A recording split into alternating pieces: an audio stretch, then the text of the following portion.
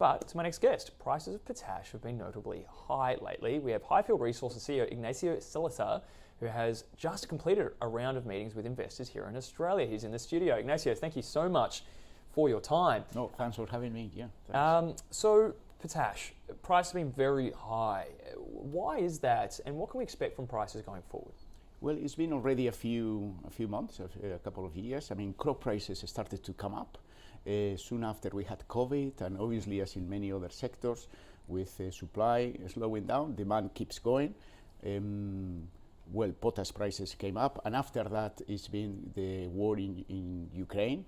Russia and Belarus are number 2, number 3 producers globally. Together they produce 40%.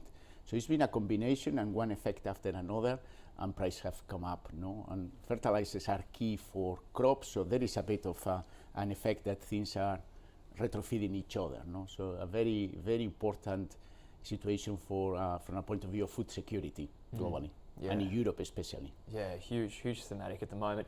So what's the role of Highfield, and apologise if I mispronounce this, Muga, in this sector under the current circumstances? No, that's right. So Muga is a potash project, MOP project. We are going to do 1 million, it's a first phase 500,000 tons to come in, and second phase to 1 million.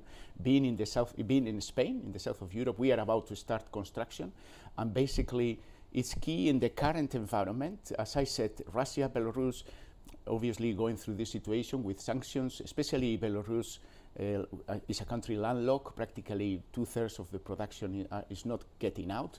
So our project could deliver 1 million out of the 3.5 million tons that right now Europe is importing from these two countries. No? Europe demands 7 million tons of potash. Half of that or more used to come from Russia and Belarus. So it is the fact that we are about to start, we started some construction and are about to start with the bulk of the construction is very, very important geopolitically for Europe right now. So is that a part of the main competitive advantages of the company and the project? The main competitive advantage of the project is that we are located in the middle of an very intensive agricultural region. No? As I said, Russia and Belarus are number 2 and 3 globally, and Canada is number 1. And these projects tend to be in the middle of Canada, in the middle of Russia, so far away from the markets. They tend to be in areas where there is no infrastructure. We are north of Spain, close to the border with France, so a lot of infrastructure around us. And on top of that, the mineralization of our project is very shallow. So rather than building a shaft and putting a lot of capex, we can access mineralization a lot easier with 2 declines. So those are the 3 key elements of this project. I mean, if you put that together, the fact that it's in the middle of the European, I mean, in north of Spain, south of France, next to our mine, is surrounded by farmers. You know? And again, if you compare to the main projects globally, they are in the middle of nowhere. They have to transport the potash for 1,800 kilometers to get to port and go around, go big distance in the sea. For a high volume commodity like potash, being in the center of the market is key, and in the current circumstances even more, for Europe especially.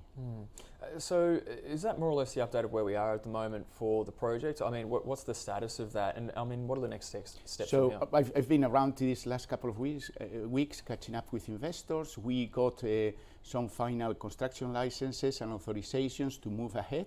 We had started, as I mentioned before, the work around the mine gate, so the box cut is practically ready. So it is after many years waiting for licenses and authorizations.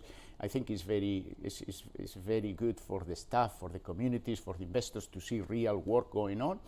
We got 320 million project finance going through credit approval with 4 leading European banks, Natixis, SocGen, BNP Paribas, ING. So a good, I would say, support to the project from that point of view. An updated feasibility study, the feasibility study to recognize the work we've done with the banks, and with a relatively minor changes from the numbers we had. So all of that has been received very positive, and we were updating the market in that progress. Okay, I just wouldn't mind taking a sort of a step back. That's sort of where the business is now. It's the current priority and focus, but just more about the business in general and how it fits into, I suppose, the vision and mission of what you're trying to achieve, especially from a social point of view. Food security is a big deal. I mean, how does Highfield play into that? So, this is one of these circumstances, and is part of my discussions with the communities and with the governments. I think we are combining, because the project, as compared to other activities, you need to be where the mineralization is. So we are combining, and precisely the area where the mine is based is relatively poor and suffering from depopulation. So you have, from the social point of view, a huge injection of capital and investment coming, and jobs coming to this area. In addition, this happens to be, as we say in our presentations, leading from an ESG perspective. We will be backfilling the residues. This is a mine that is going to be left no residues on surface. Compared to typical of these mines, Germany, other parts of the world, you see a white mountain of salt left behind. That is not, will not be for us. And I think right now is becoming very important, this, as I said, this geopolitical angle. In Europe, with that, I think becoming a lot more aware of the need to get supply and security of supply internally in Europe. No? You link that this is about fertilizers, it's about food security, and it's quite a lot of elements that make this project very, very special. No? And by the way, being in MOP rather than maybe SOP projects are a bit more better known here in Australia, is the only one in Europe about to be or already starting construction.